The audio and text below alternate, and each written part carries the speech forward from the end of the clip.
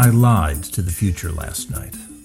I told it that it would someday be big and strong and profitable, and then I tucked it into its crib, turned off the lights, and hoped that the day would never come when the future would curse this lie. Hi, this is David Allen Greer. Today we're dealing with the subject of how we create new industries based on new technologies, and the title of the Errant hashtag is Lying to the Future. My lie was a little more prosaic than my words suggest. I spent the evening not with a small baby, but with a plan for a new technological industry that my friend Carl is developing. The industry is an infant in its own way. The technology is still immature, the market poorly defined, and the firms in this field are still struggling toward that elusive goal of profitability. Carl asked me to take a look at a business index that he was writing for this new field. This index consists of 15 questions that are meant to measure the sophistication and maturity of each company in the field. The questions force all the companies to characterize themselves using that familiar 5-point scale created by the statistician Rensis Likert. On a 5-point scale, with 1 being the low score, 5 being the high score, and 3 being neutral, rank the company's ability to deliver new technology to the customer. The final judgments based on the average of 15 questions.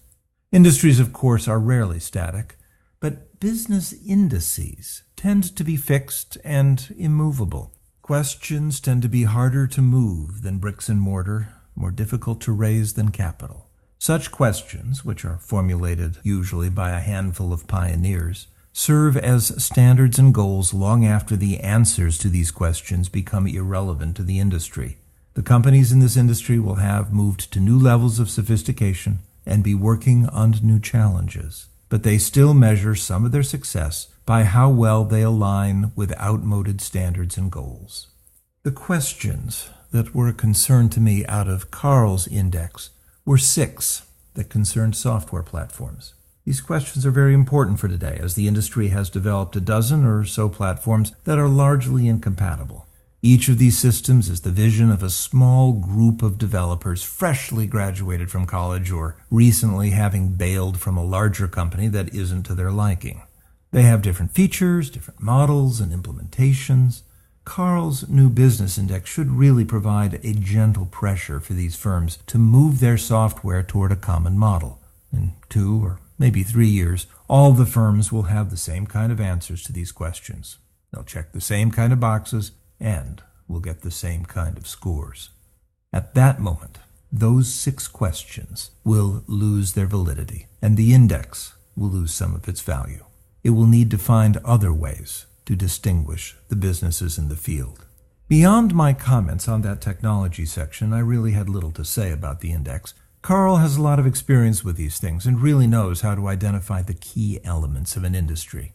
For the next decade, this index will serve first as a goal for the industry and then as a standard. No firm will be able to say that it properly works in this field without getting an average score of at least 3.5, maybe even 4 out of the 15 questions. Yet, like all business indices, this really isn't a proper standard. It's just an accounting. The businesses of the future, when they are big and grown, may use this index to account for their assets, their ideas, their time, their market share. They'll believe that they're talking to their investors or to their markets or perhaps even to each other. In fact, they'll be talking to us, to Carl first, and perhaps to me. They'll tell us that they've grown up big and strong and profitable. They'll also trust that we did not lie to them and that we did not tell them the wrong way to grow up. This is David Allen Greer for the Errant hashtag. Take care.